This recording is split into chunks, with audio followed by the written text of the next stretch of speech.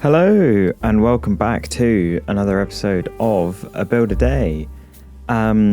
Today is a very special episode because it's the first episode after we hit 100 subscribers, right? Very cool milestone, first one. Thank you a lot. I honestly I wasn't expecting it to happen by yesterday. I was even skeptical that we'd hit it before the end of the year, but we got it. I could not actually believe it. Yesterday's video, some silly 2-minute video building a boxing ring, got 137 views. Like, why?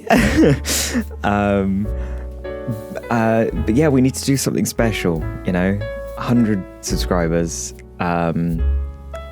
It's not the biggest milestone, it's not the most glamorous, you don't get a YouTube play button, but it's 100 subscribers. It's the first one, 100 and then 1,000, then 10 and then 100,000 and then eventually 1 million and beyond. But it's 100 subscribers, right? First milestone, and I want to do something special. So if you've got any ideas of what we can build, drop them down in the comments. I'll be down there looking, and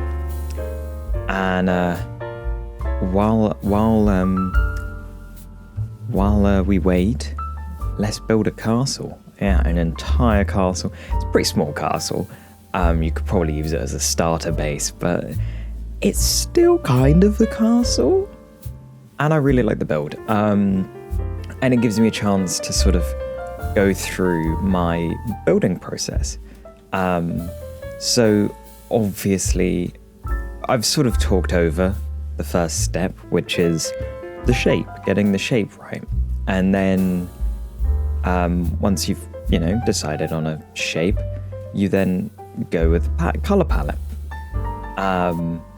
So we're now adding what I would call sort of some of the texture. And in that is obviously different blocks, in the same sort of color.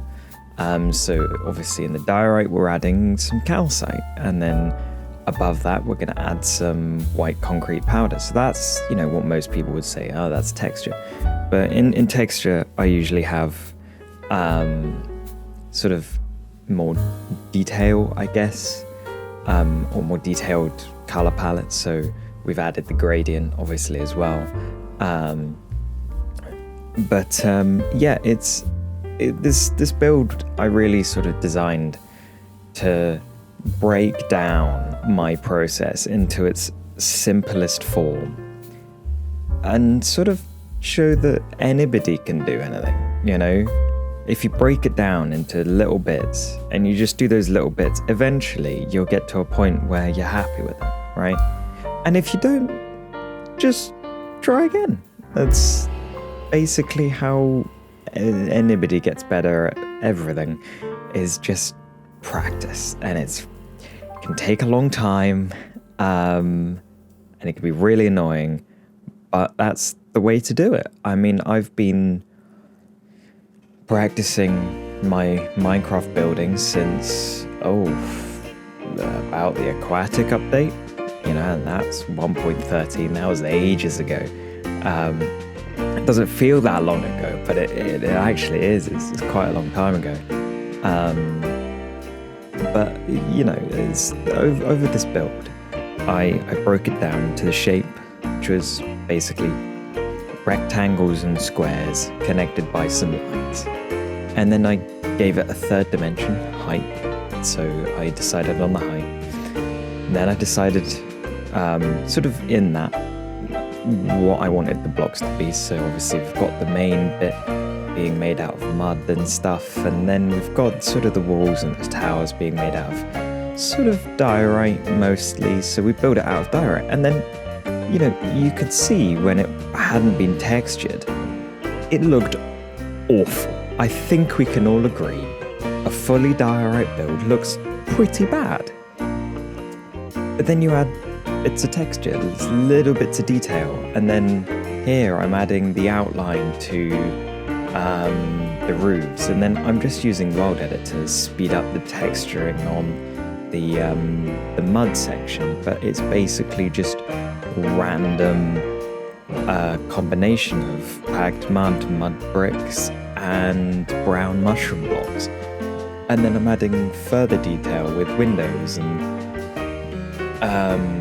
and then I think this is properly evidenced when I started building the roof, because I basically just built the roof and made it a block, just one colour, a block of one colour, and it didn't look bad, but it looked, not good, sort of somewhere in the middle.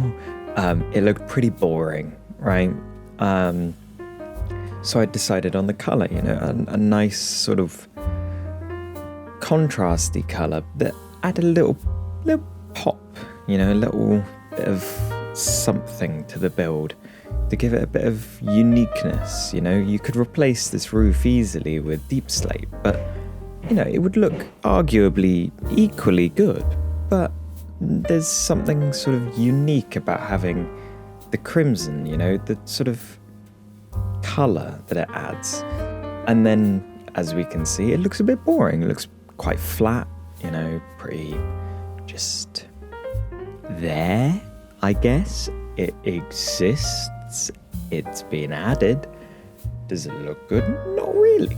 So we add some texture to obviously aid me in the building process. I have World Edit. I just plug in a command and it randomly selects blocks that change from what I've chosen to that. And it's added some detail, and you can do that while you're building. If you get your scroll wheel and you basically fill your hotbar with the blocks you want to use, and then you just randomly scroll while you're building, it will roughly randomly choose a block for when you're placing. It will, however, absolutely destroy your mouse wheel, so you just be aware of that. That's if you don't have World Edit and you're not using World Edit, because maybe in survival. Obviously I'm in creative, so I'll make use of it. And then sort of adding the details, the finishing touches, is little bits of foliage that sort of bring it all together. It's one of the things I've found, and I say it a lot, but it's one of the things I've found that makes a build feel like it hasn't been copied and pasted into the world. It's just add some bushes around the bottom. Literally bushes or some grass if you've terraformed, bone meal it, maybe you want to remove the tall grass and some of the flowers, sort of make it look like its surroundings and it'll feel like it belongs. But anyway, the video is over. If you have 100 subscriber special ideas, comment them in down below, and I will see you tomorrow.